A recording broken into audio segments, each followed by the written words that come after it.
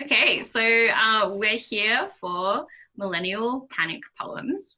Um, this is a panel for Newcastle Writers Festival, and we're here with Claire Albrecht and Hera Lindsay to discuss the pitfalls and occasional positives of anxiety in the poetic process. So Hera Lindsay is an award-winning Wellington poet and fiction writer, and Claire Albrecht is writing her PhD in poetry at the University of Newcastle. And I'm Bastian Fox Phelan, I'm the host. I'm a memoir writer from Newcastle. So welcome, Claire and Hera. Hi. How's it going? Yeah, not too bad. Not great. I mean, it would have been nice to be looking forward to this weekend with the kind of physical writers festival and everything that was happening with that. So it's pretty sad to not have that happen, but it's great that we can sort of meet together online and still do something. Yeah, I feel like I should be wearing my togs or something, like a full Newcastle outfit. Yeah, if only. I saw today that like all the beaches have been closed in Newcastle from today. So Newcastle Writers Festival has this whole tradition of everyone going to the bars and to the beach, and yeah, it's just like the opposite right now. So it's all right. We're all inside in our little studies. Yeah. Everyone had to take a big bath at once or something. That'd be great. Yeah, closing party for the online festival. So what a time to be talking about millennial panic, right?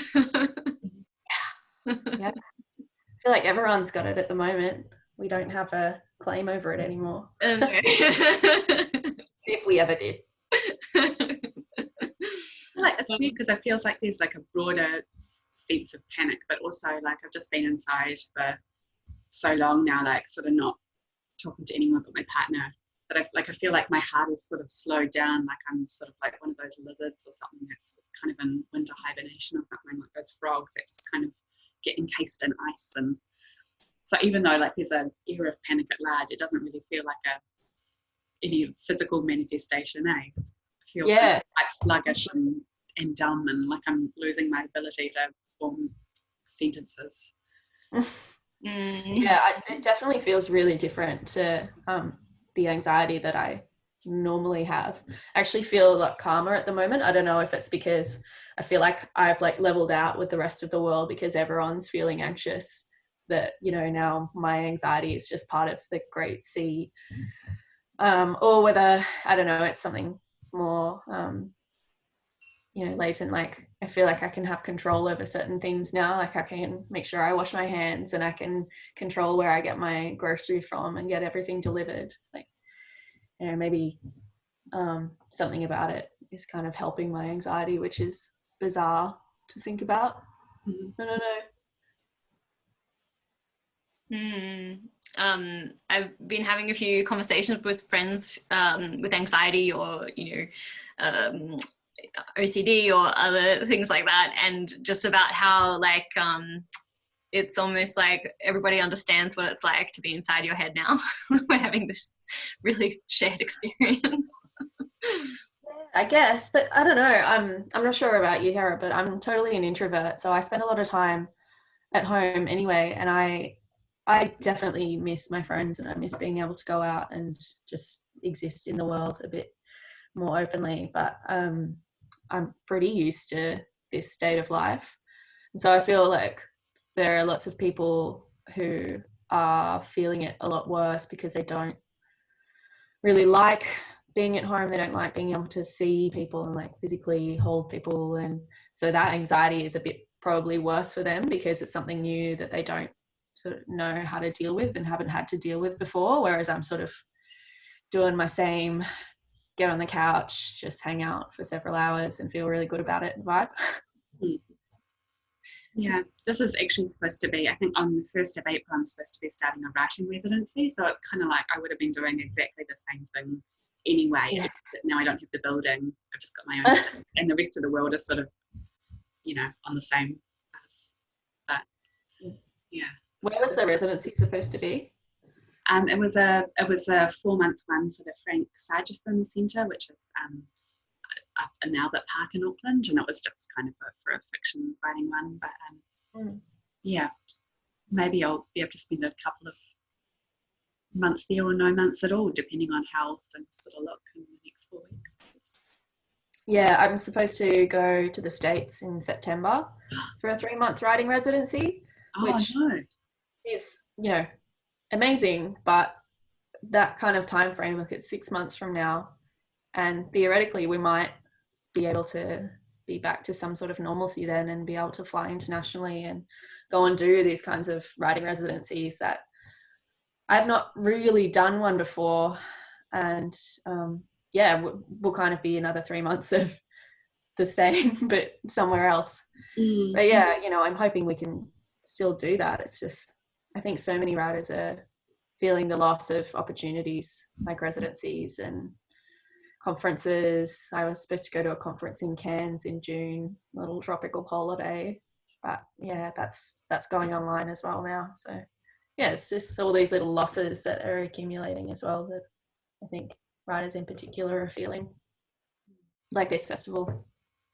Yeah, for sure. Like especially for like a regional writers festival, as a regional writer you don't have the same kinds of networks that you would have in major cities. So having a whole bunch of writers come to your city to hang out for a weekend is like really encouraging. And yeah, it's a shame that we can't all be there in person, but I guess it's still, you know, it's for the best, obviously.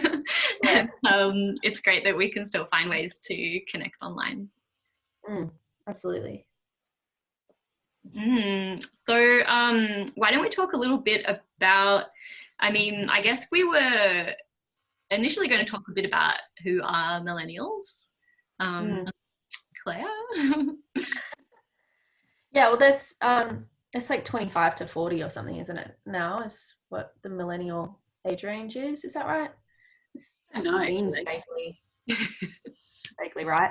But yeah, I guess the reason I sort of mentioned to Bastian is that we should mention those because Writers' Festival audiences tend to be dominated by a certain demographic that might not know what age millennials are and might sort of lump younger people all together under the same banner. So I think it is important to note that millennials are sort of in this period of life that we're supposed to kind of be established and know what we're doing and I don't know, be in some sort of control of our lives. And I think a lot of us feel like we aren't, and that contributes to some general anxiety. I know, at least, yeah, I feel that way a lot of the time, and a lot of the people that I know experience that as well. But yeah, what would you say like being a millennial is in terms of anxiety, Hera? In terms of anxiety, you think millennials are more anxious? Maybe. I'm sure being able to constantly refresh the news every like 3 seconds probably doesn't sort of help with that kind of thing. But then I was kind of, I don't know, I was looking through, I was trying to pull out some books from my shelves of people who I'd kind of consider like millennial poets or poets who sort of fit into that category, and I couldn't really remember what the age bracket was. But then I was sort of thinking, I don't know, to me like one of the most millennial sounding poets of all time is like Frank O'Hara, who's, you know, like seven generations. Yeah. I don't know. Yeah. Generation New York School, but similar sort of concerns and delivery. It's just the tech is a bit different. Yeah, I mean, I can definitely sort of read a millennial aesthetic in a lot of poets that aren't the millennial age range. But I sort of feel like there's something about millennial poetry, especially at the moment, that is sort of trying to tap into current ideas, whether they're sort of political or social, but doing it in sort of this memified way, like you know how people on social media, especially millennials and also sort of the younger generations as well tend to make light of mental health and sort of make memes about it and joke about it. I think we're sort of doing that in our poems as well. I tend to see a lot of that sort of wry humor around mental health in a lot of poetry of people sort of in that age range. Like that's what I've noticed anyway. It might just be that they're the kind of poets that I like to read. So I'm not sure. One of the things that I love the most, or I think is the most interesting, is that kind of part of that millennial stuff sort of gets tied up with the kind of delivery format of poetry. You know, like I get called an Insta poet, and I'm just like never posting a single poem on my Instagram ever. You know, like that's the kind of thing that like follows me around, and I think it's just because of the, you know, it's just like a way to suggest that it's sort of influenced by internet culture in some way or something. But I love, like, one of my favorite things about the kind of writing that's coming up now is sort of how people's grammar and stuff, the internet has changed grammar, and that's like one of the things I find really exciting. Like, you can kind of, there are so many sort of subtleties and nuances to like joke making on Twitter that are like dependent on capitals or full stops or like exclamation marks and things like that, and all of these sort of really subtle ways to indicate sarcasm and things like that. And to me, that's like one of my favorite parts, because you can actually express, it's like this whole kind of code where you can kind of express your feelings in a much more transparent way. I don't know whether people who are sort of, everyone would sort of understand all of those codes. I think most people are fairly internet literate now. I think maybe my grandma would read something and not be like, she'd be like, oh, why is every second letter like a capital? But yeah, I think the delivery is like I don't know, I feel like there's a greater freedom to kind of express sentiment through like punctuation and grammar now as well, which is kind of cool. Yeah, I also think, like you were saying, some more openness to sort of expressivity. I think I was thinking about whether maybe poets at the moment are more not confessional, but maybe a bit more open about their lives and their feelings and sort of the more mundane aspects of that, rather than sort of, you know, confessing all this deep emotional turmoil. It's more sort of having fun with the little things and sort of playing with what a sort of contemporary existence might be, even though it might not be that exciting. So I guess poems around domesticity and I don't know, that those kind of like smaller relationships with people are things that I see coming out more often. And I guess how that plays into anxiety is that it makes me, when I write that kind of more sort of open poetry about how sort of sometimes like really boring my life can be, it takes some of the pressure off, you know, having to be a poet and to make everything interesting and I don't know, meaningful. Or like everything is anyway, you know, like life is just like this whole pool of meaning.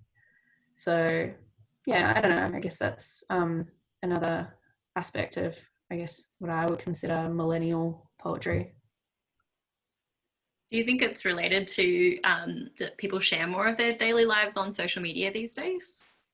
Probably. Yeah.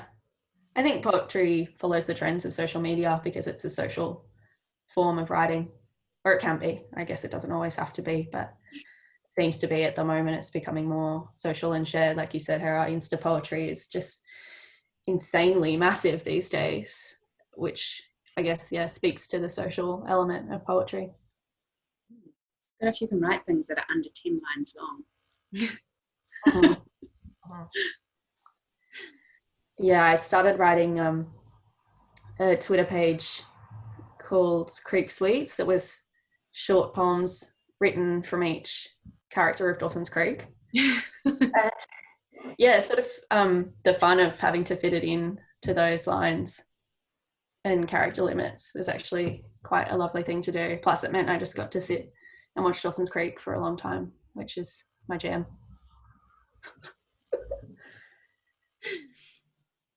Maybe we should talk a little bit about about anxiety and how that could help or hinder the process of writing poetry. Mm-hmm. I feel like I'm not, as a person, I'm not a particularly anxious person, but I just asked my partner before. I was like, do you think that, like, you know, you would say I was an anxious person, and he said no, but maybe my poems are, and I feel like that's probably like a true thing. And I read some of them back, and I was like, oh yeah, no wonder they put me on this panel. Like, but it's a funny thing, because I think a lot of it has to do with, for me, like my favorite kind of poems are, or like, I wouldn't write a poem without having sort of like a question, or like or something at the heart of it, you know, like something unsolved. That, and I guess that you can kind of, I don't know, it's easier to make kind of a quite anxious poem, because you can kind of, in that repetition, like trying to get to that idea, you've kind of got these like thought cycles. And like, to me, that's what a lot of good poetry is. It's like cycles of thought that kind of moving back around like one idea. So I can see why maybe like an anxious kind of poetry is kind of more prominent now, because I think it's like, apart from being like a diagnosis that seems like more and more people have, it's also just like, it suits poetry quite well, I think, as a format. Yeah. Yeah. I sort of only really realized I was writing anxious poetry after my honours, so my first sort of chapbook, which was more sort of eco poems, but they were eco poems that were sort of around my eco anxiety and general fears, and just ongoing watching the world and being scared of what's happening. So once I got sort of past that realization, I kind of had a closer look at what I was doing with poetry and why anxiety was maybe playing a part in that. And I don't know, I guess one thing that I have noticed about anxiety and about other people, especially writers who are writing about anxiety, have said that it's a sort of like a heightening of the senses. So you kind of, it's like a superpower almost, where you kind of, rather than having your normal view of the world, when you get sort of into heightened states of anxiety, your perception is increased to a point where it's extremely uncomfortable mentally. But what that can do as an artist is sort of pull your attention to things that you otherwise wouldn't have noticed, and that you can put into poems that wouldn't have happened if you hadn't had sort of that heightened mode of attention or that anxiety. So trying to play with that is really difficult, because it requires trying to know when you're anxious and kind of harness that, where all you really want to do is sort of have a bath. So have a collective bath with a writers' festival. Wait, we were talking about that before we started recording. Yeah, not totally understood. I guess the positive is that sensory aspect, where I like the fact that I can sort of be really attuned to what's going on around me and really aware of it, to the point where it doesn't sort of overwhelm me. I have just a little quote from a New York Times article from 2003, and the writer is Lauren Slater, and she says, where depression is precisely a problem of meaninglessness, anxiety, one might say, is a problem of excess meaning, which I found really interesting. But sort of there's too much, and it's like an overflowing of ideas that can either be really unsettling and sort of make it impossible to write anything, or sort of before it gets to that stage, it could be a really useful sort of pool of ideas if you can sort of manage to put them down somewhere. I don't know. Do you ever have those kinds of rushes of kind of attention to details? Yeah, I mean, I think I'm always interested particularly like poems that I really have a lot of the physical world in them. I've always, I think that's why I like the New York school so much, because I've got like, it's like one of those great I Spy puzzles from the 80s, and like sort of finding all of the hidden objects in there.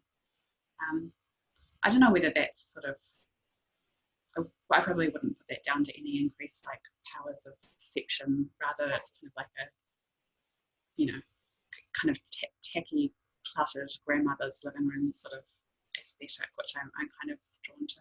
But yeah, I mean, I think it's hard now to write sort of, I try and think of like what the opposite of an anxious poem would be, or you think about those like beautiful old kind of,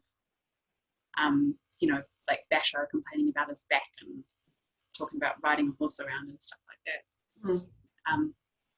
And I don't know, even though I love that kind of poetry, I don't know how to write a thing like that now in an honest way, or like how, I don't know.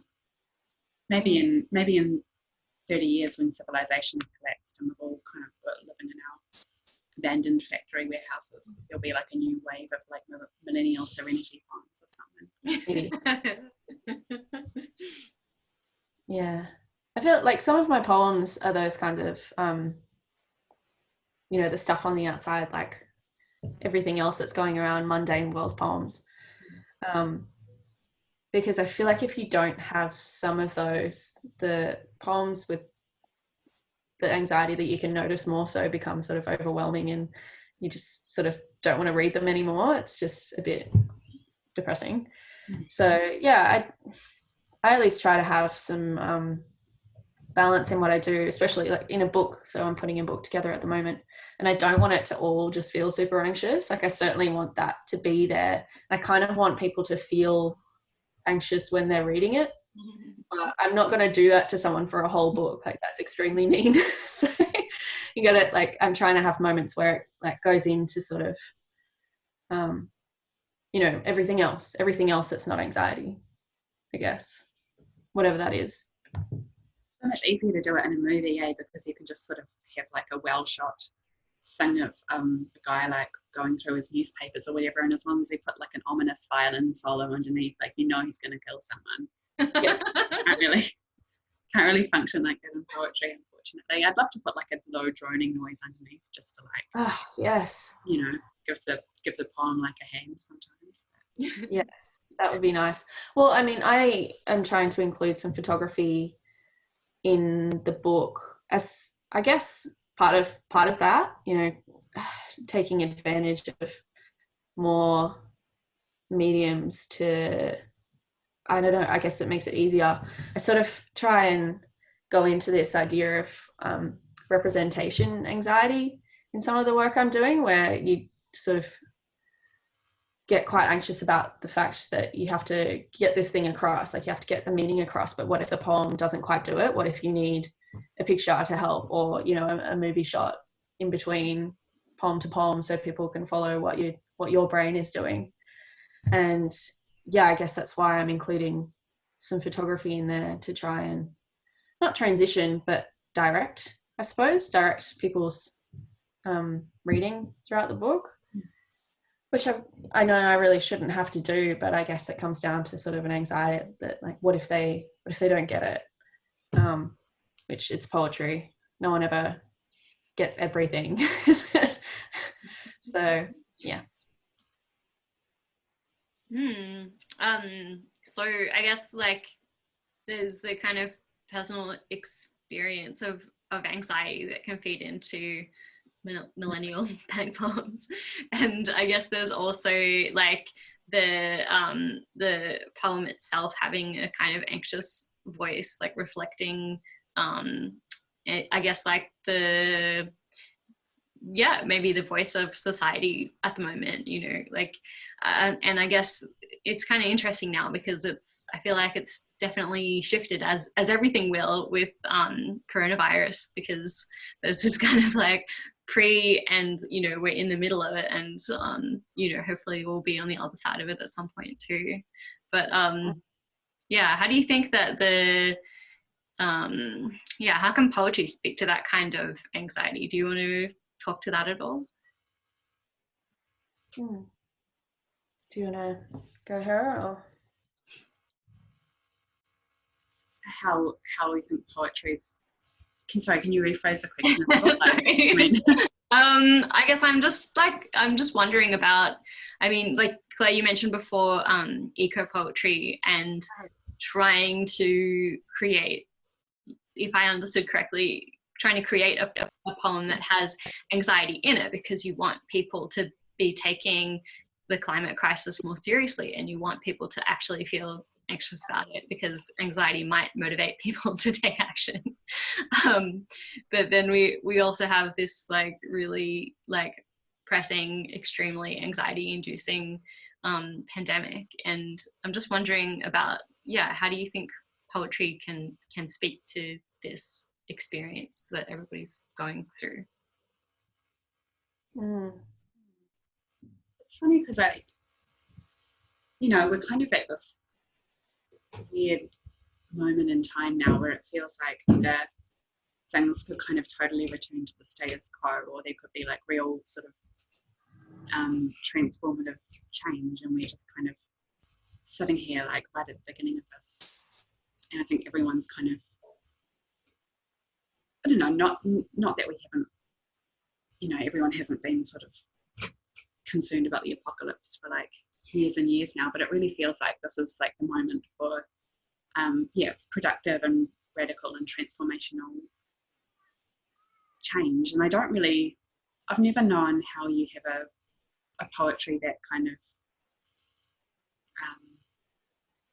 speaks to that, because I guess most of the stuff I've always written has sort of been like personal poetry, like without sort of a broader, like a political focus. And I don't know. It's hard. It's a hard balance to strike, because you want to, like, I appreciate what you're saying about like maybe anxiety about the future could be like a compelling factor to get people to sort of change their behaviour. But I think it's also, I worry writing poems that kind of feed into that there's sort of a debilitating aspect of it as well, and maybe it's not the right kind of poem that we need for this moment. Although, I mean, who quite knows what that is? I don't know. But I wonder, sometimes I look at the poems of mine that are like the most worried, and I'm like, was this helpful? Did it say anything relevant? Did it make anyone I don't know, did it have any sort of net positive result? Oh, I don't know why I'm talking like that. I think I've been watching too many like news briefings and stuff like that. Because that poetry is basically useless, and anyone expecting it to cure a virus is deranged. I don't know. I guess, what is the kind of poetry that we need at the moment is, I think a really important question. But what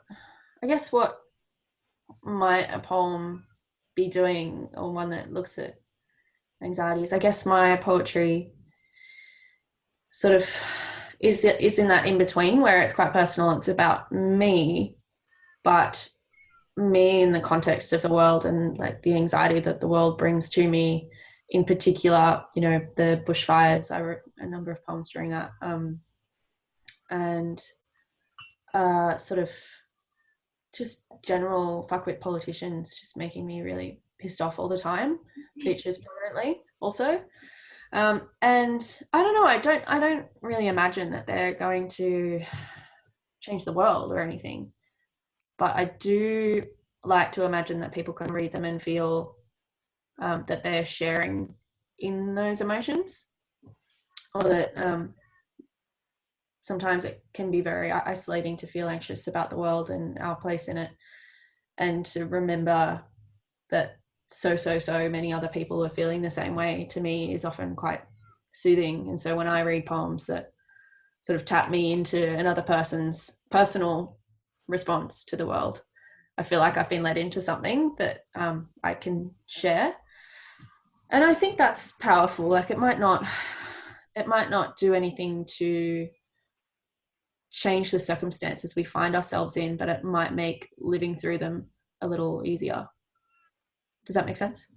Yeah, completely. Yeah. And I think like just sharing, like writing about your personal experience, whenever you do it, you're like, who's really going to care about this, you know? But then people always connect to it, and it is meaningful to people. And yeah, I don't know, I think it's really a valid thing to just be like, this is my personal experience and this is how I'm coping, whether it's good or bad, or you know, you don't exactly have to judge it any particular way. But it's such a strange thing right now that like we're going through this collective experience of isolation. It's like the world has never previously been doing something kind of so similar at the same time. And yet we're all so separate. Yeah, anyway, so yeah. Maybe it's time for us to hear some of your poetry. So who would like to read first? Well, I could just look at one that I have that sort of speaks to what we were just saying. Yep. There's two poems that I wrote during the bushfires that I've got here. I'll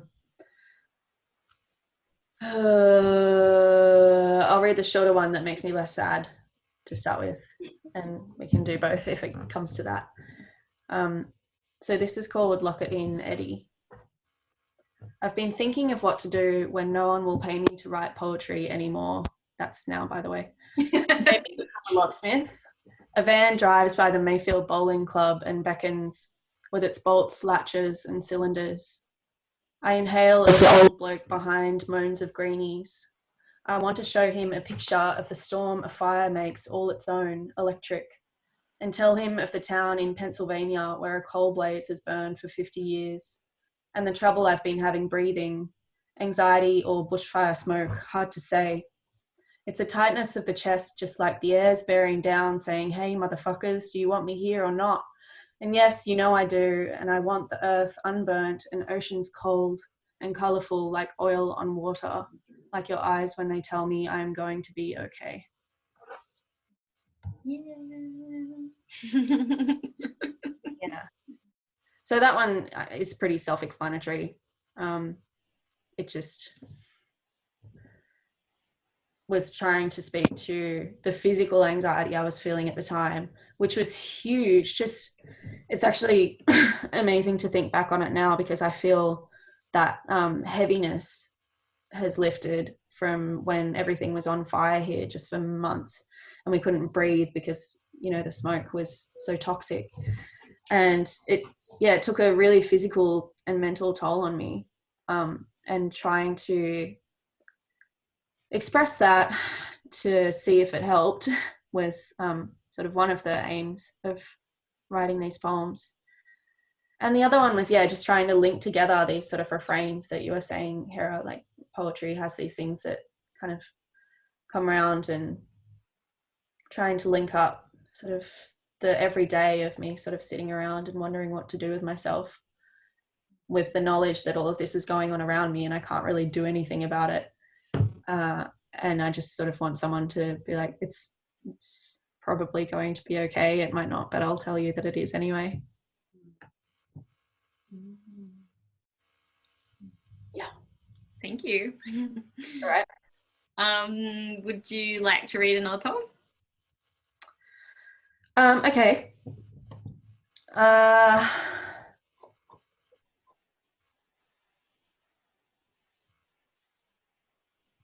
Yes.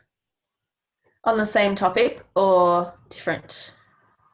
Maybe I'll read this one. This is a new one. And it's less about bushfires and more about general stuff. It's called Some Things Float, Some Don't. There's more debris than we think suspended in our seas like jellies, or the blue bottle I saw drifting on the surface, the saliva on your tongue when you tell me of tentacles 30 feet long. One night, drunk, I couldn't climb onto the bed and fell, crashed, through the mirror that leant like a tree against the wall, and so a sprawling corpse on the floor looked at spiderwebs above.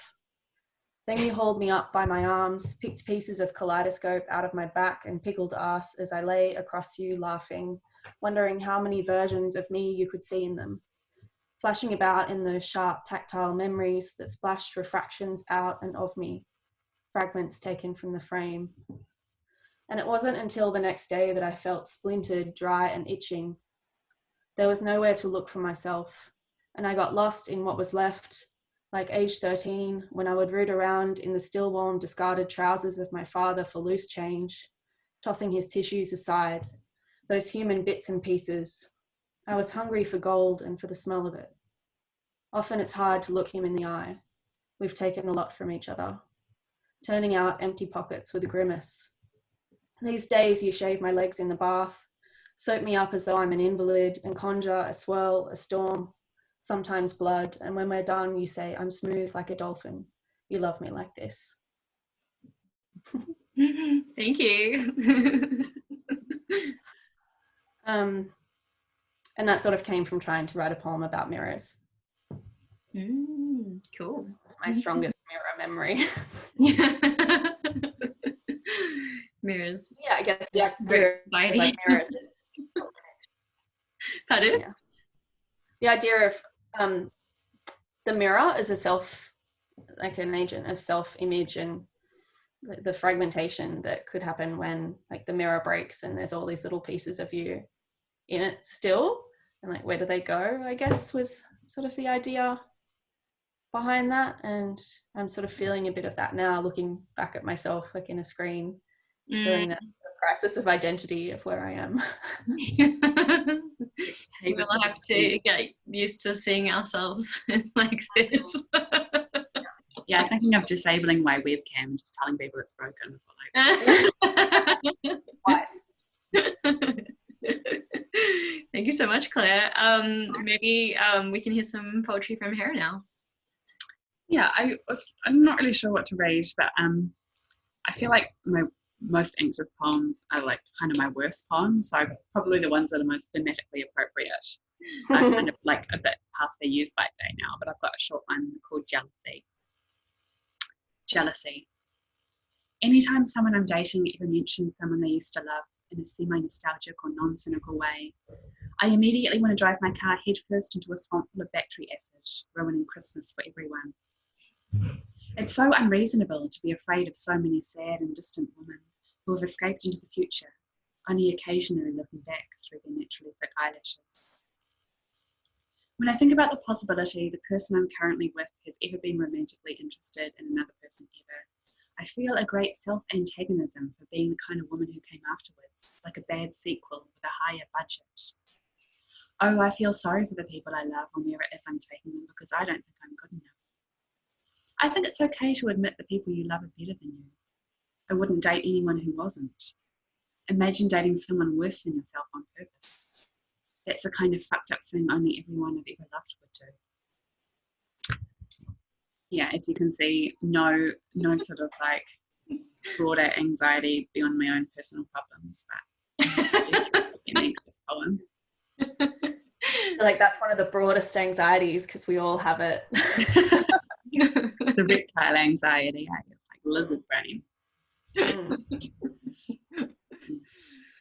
So good, thank you.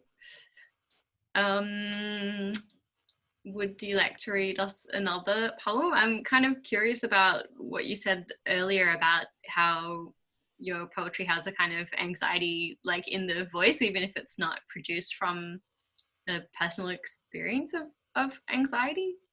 Yeah, I think that's probably true.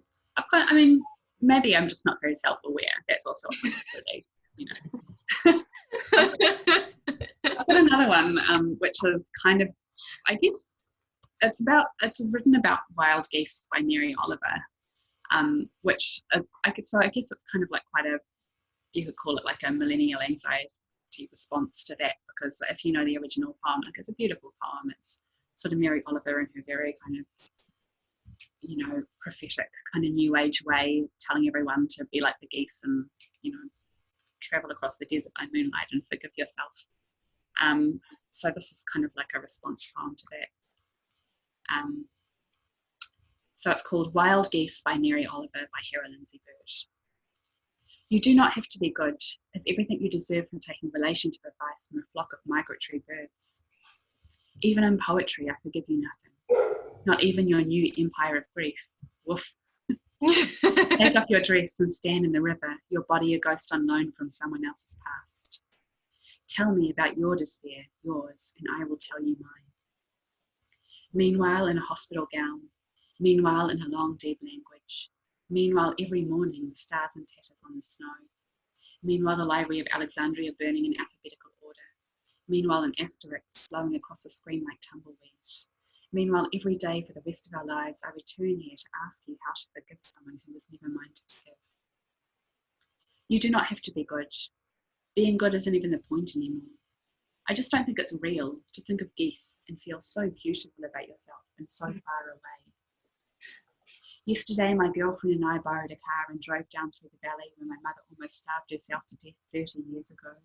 A huge silver wind blowing in from the sea. What do I care if there's no justice in this world? Life is hard and pain is hard. And it's hard for me to write plainly about the night my girlfriend told me she still loved you and call it art. It did not feel like art. It did not feel like 100 miles from the desert repenting, but it hurt me. It still hurts me. Even now, the shadow of new leaves trembling the carpet. Oh Mary, how will we survive ourselves, and will this life ever answer? I don't know. Panic and awe are the same to me. I love life and I hate death. So when you try to describe to me what it feels like to want to die, I can only look at you like you are a slow burning planet and I am pouring water through a telescope. You do not have to be good. You do not have to be anything. This is not an anthem for the world. This life is a hard life and it crushes people, but it's also weird and full of peach. Crocodiles asleep in their red tent of hunger. Puzzle pieces blowing up the street on the road outside the house we sold all our things and moved south for. It was winter and we were so in love, sitting on the floor of her grandmother's flat, watching the news roll in about a woman who had been chained for 7 years in someone's basement and had just got free. The next morning we packed all our things and headed south as if it were that easy, as if there were anywhere to arrive we could ever return home. I noticed I even mentioned panic in that poem and I didn't know when I wrote it. How appropriate. That was beautiful. Thank you so much. Yeah, it's actually kind of spooky once you start thinking about anxiety, how often you see it come up in poems, or panic, or sort of all of those feelings. And it becomes, I don't know. I try not, the thing where you read something in high school and you read it so often and you have to look at it in such a certain way that you don't love it anymore. I'm trying to avoid having poetry ruined for me by reading anxiety into everything, because I feel like that will destroy poetry for me forever. But it is still nice to just to sort of know that it's there, like it's kind of a little friend that I find hiding in people's work and my own work. And yeah, it was nice to have it sort of cruising in and out of that poem. I feel like I think a lot of people do, but I often read like thematically or based on like at the moment I'm not reading anything, serious. I'm reading only like old Woodhouse books and Agatha Christie books. And I feel like, I've got poetry books that I only ever pick up when I'm in the middle of a terrible breakup or something. But I feel like it's good to have those sort of different, categories that you can kind of, come back to when you need them. Yeah, absolutely. I think maybe I'm certainly reading more anxious poetry because I'm having to write about it for my PhD. So it's kind of a necessity. But it is nice to sort of read outside of that. And yet, even sort of the lighter work that I'll read, you can see it coming out, or perhaps my reactions to it, my anxiety is coming out. And I guess it just reinforces to me that anxiety is this thing that just sort of exists in the world everywhere. and we sort of can't escape it, which is why it's important to write about it or talk about it. And some people might not feel it as much as others, or might sort of not notice that it's there. But when you do, it sort of illuminates the world in a different way, which I think is something that is sort of like one of the positives of it. It's just it can be a different way of looking at things. It can be extremely debilitating, but it can also be kind of beautiful. I think like anxiety is something that really requires transformation as well, because like it's basically like a loop that you get stuck in, and you have to do something to get out of it. So you have to transform it some way. And like, you know, physical activity can be one way to transform it or like discharge it, but so can creative work, and to either represent what it feels like or just to make something in response to that desire to escape that loop, I guess. So like, yeah, I see like anxiety can manifest in like a lot of really funny shit as well, you know. And like, I was reading your poem, Hera, about friends and Monica earlier. And it was making me laugh so much. And I also really loved your line about how you wanted to wash your hands with sanitizer when you thought about Monica. Nostradamus. I feel like Nostradamus. Yeah, I guess that's funny reading that poem as well, because then you know, you watch it back and you're just like, oh yeah, actually Monica is just like has crazy anxiety, like she's that's why she's like, yeah, so maybe I have to write an apology poem. I feel like that would be interesting. It's so weird, like when I was writing the Dawson's Creek poems, to go back to it, you know, however many years later, and yeah, I may have watched the whole series through a couple of times between when it aired and now, but I guess more so than anxiety, like the kind of depression of those characters and their crushing like weight of the world on them, and how all of them just had this bad stuff happening to them all the time. Like that was kind of the trademark of the show, is that they were just put in these awful situations and had to sort of talk their way out of it. Made for just these crushingly depressing poems. So it's just like you think that popular culture is a distraction from things like anxiety and depression, but they're a part of it as well, and they I think they do a lot more work in talking about it than we give them credit for. I'm watching Peep Show at the moment, which is the best anxious comedy of all time. You know, it's like the kind of thing that I show my dad, and he could only watch one episode of it. He's like, I can never watch that again. Yeah, it's anxiety inducing for me as well. Like I can't remember the name of the other show, but yeah, shows that really put you in like the space of the viewer, and it's really uncomfortable. I find particularly like nerve-wracking to watch. Even The Office, where you put in that sort of perspective where you're a part of everything going on, makes me feel really like I don't know, like I'm somehow seen by them and they're judging me as like part of this whole situation. But yeah, maybe that's why I go to very, very, very 90s kind of easy shows like Dawson's Creek, to feel like I don't exist and my entire life is on the creek instead of in my lounge room. I don't know. Yeah, we'll all be watching I Love Lucy in 2 months. I have to confess, I'm watching Glee. I don't know why or how, but it's real. It's just constant musicals in the house. I don't know what has happened, but yeah, it's just getting to that dire point where we're plumbing the depths of media, trying to get whatever we can out of it. It's definitely a distraction from anxiety. I just don't like everything disappears into song. Not a lot of anxious musicals. Anxious musicals. Yeah, that would be a lot. Maybe that'll be on the next Writers' Festival lineup. It's kind of hard to sing when you're anxious. You can't get enough air in. Absolutely. Singing, on the other hand, is really good for anxiety. Is it? I reckon. Personally. You'll be able to breathe to sing, so yeah. idea, right? yeah, maybe it's a form of mindfulness. You have to focus on your voice or something. I don't know. Form of joyfulness. Sure. Yes. Bastian's a singer. We probably should wrap up soon, but I thought maybe we should talk just a little bit about community, especially like in these times. I guess like how can millennial panic poems create, or how do they create a sense of community? Mm-hmm. Well, I guess they already have right now. Yay! I talked to someone other than my cat today.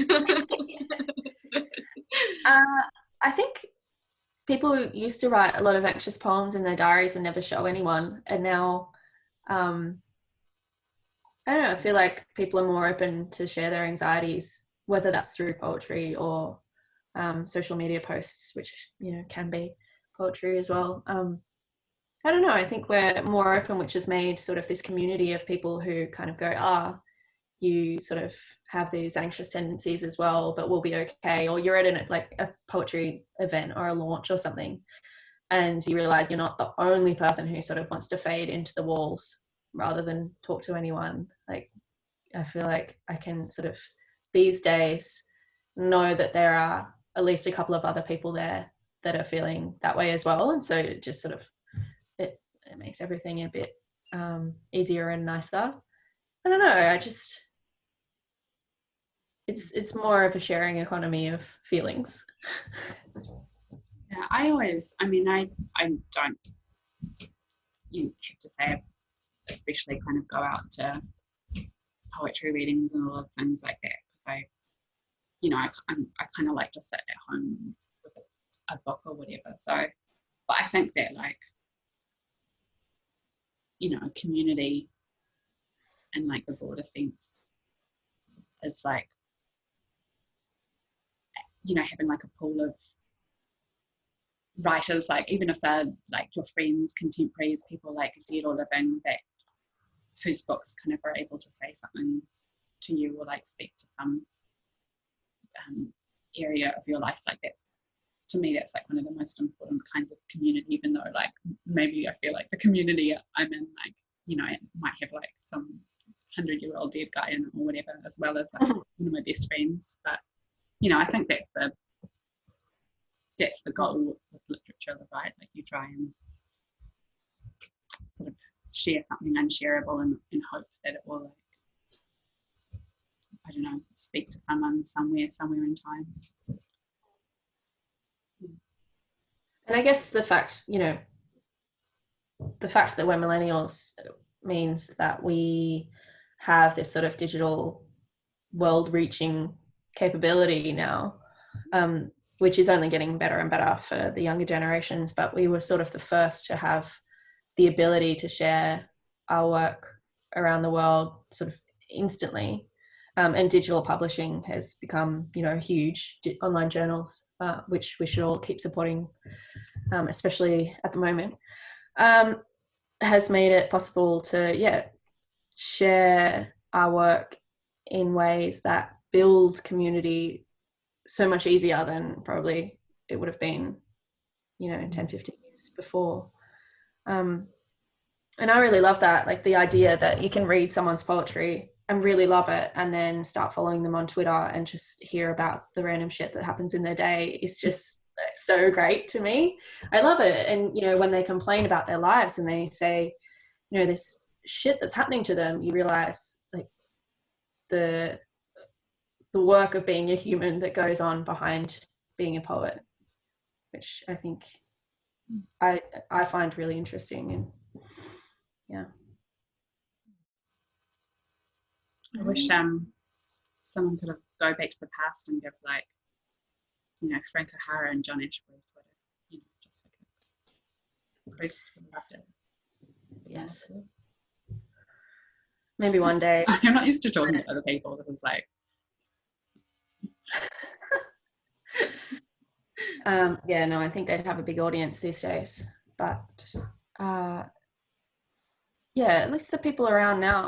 I guess the fact that the New York School are so popular at the moment or just, I guess, have been and continue to be, is like a celebration of that aesthetic that, I don't know, when, like, I hope that will never die, the love of all those kind of you know, like small human and real things that I really love.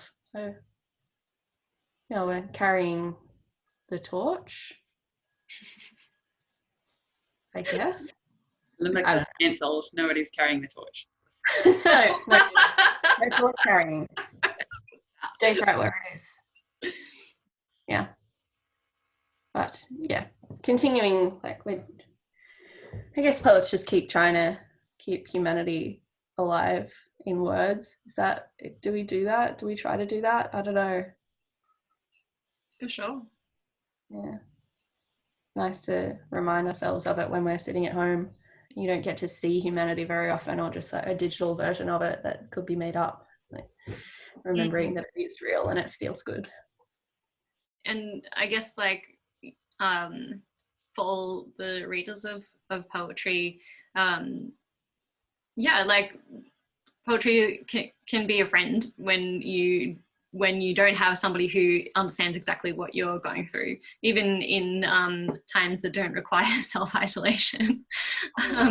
Like, yeah, the experience that you have while reading is something that helps you stay grounded in who you are and your values and what you love about life. So it's always a life-affirming thing, I think, regardless of what else is going on in the world. Yeah, for sure. Cool. So maybe we should wrap it up there. Nice way to end. Thank you so much, Claire, Albrecht, and Hera Lindsay Bird. It's been so nice to chat with you today, and thank you so much for sharing your poetry, and stay well. Nice to talk to you guys. Bye.